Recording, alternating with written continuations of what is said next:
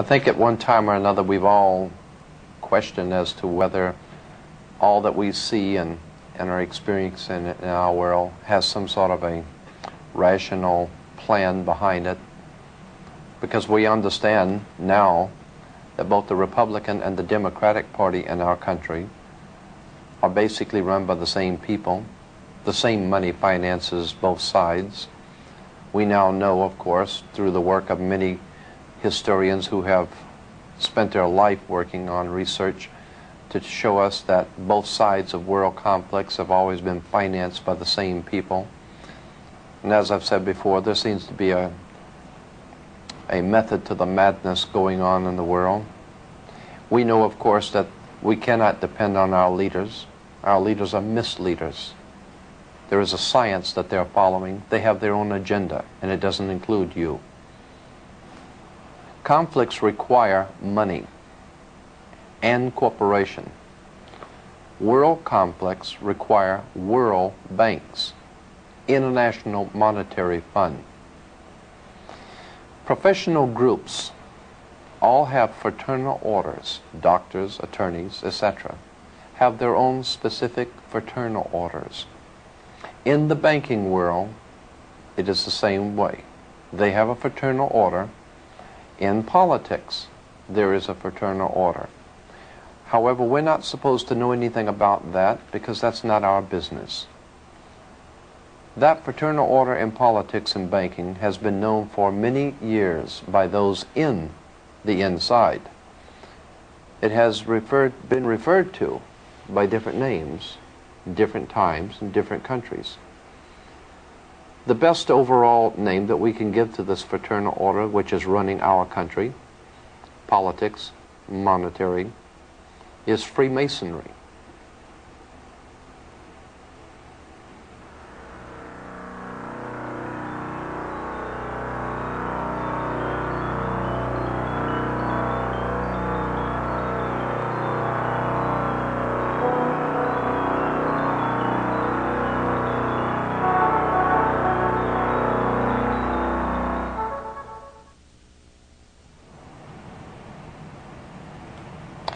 Our country, like so many before us and like so many after us, was in fact founded by Freemasons.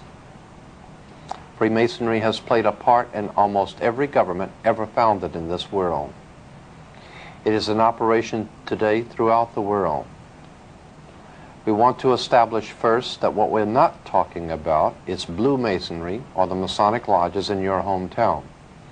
We're not talking about the Freemasons that live across the street from you.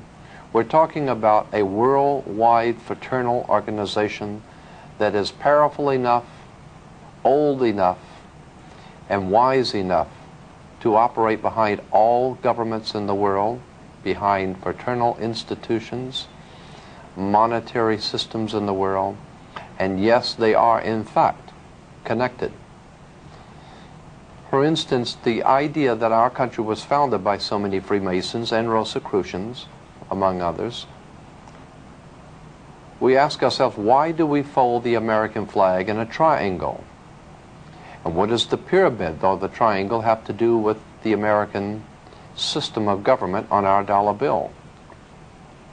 If we remember that our Constitution was signed in Philadelphia, Pennsylvania is referred to as the Keystone State.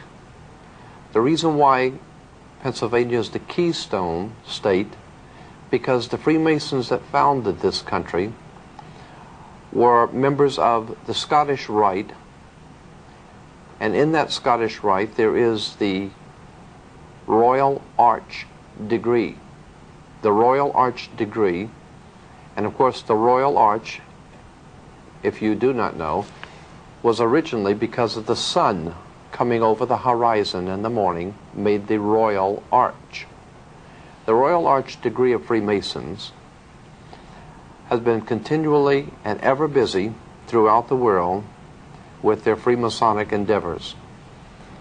The United States, as I said, founded in its Constitution in Philadelphia. Pennsylvania becoming the keystone of a Royal Arch. there is much concerning this material that we need to look at. Who are the Freemasons? Why are there emblems and symbols throughout the world on flags and emblems and symbols throughout the world on all sides of conflicts? We might ask ourselves about the Red Cross. The International Red Cross is a Masonic organization. They always, in every conflict, are able to go behind enemy lines. Why is the Red Cross, the International Red Cross, able to go behind enemy lines in wartime and conflict? There's a reason. The International Red Cross out of London, connected with the American Red Cross, comes from the Red Cross of St. George, the cross on the British flag, the Red Cross. That also is a Masonic institution.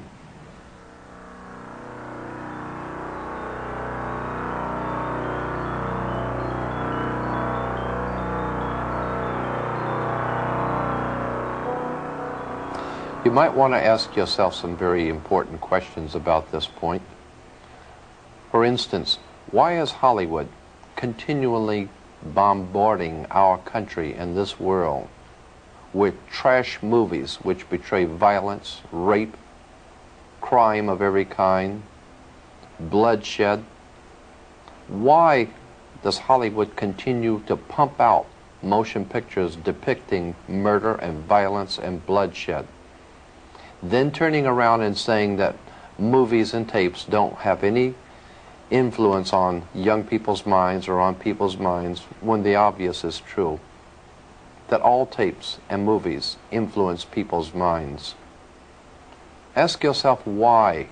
What is the purpose for portraying so much violence and horror and gory bloodshed in motion pictures? There's a reason for it. You better think about it. Ask yourself also about the biological warfare going on in the world today. AIDS coming from out of nowhere into the homosexual community. What are homosexuals doing today that they didn't do 6,000 years ago? And why is it we all of a sudden in 1980s have AIDS?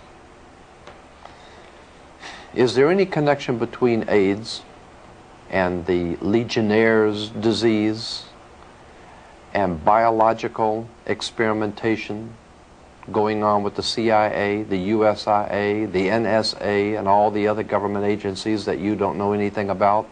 Is it possible that there could be some sort of a biological experiments going on, some of them going awry, some of them purposely allowed to go awry to see how far they will go?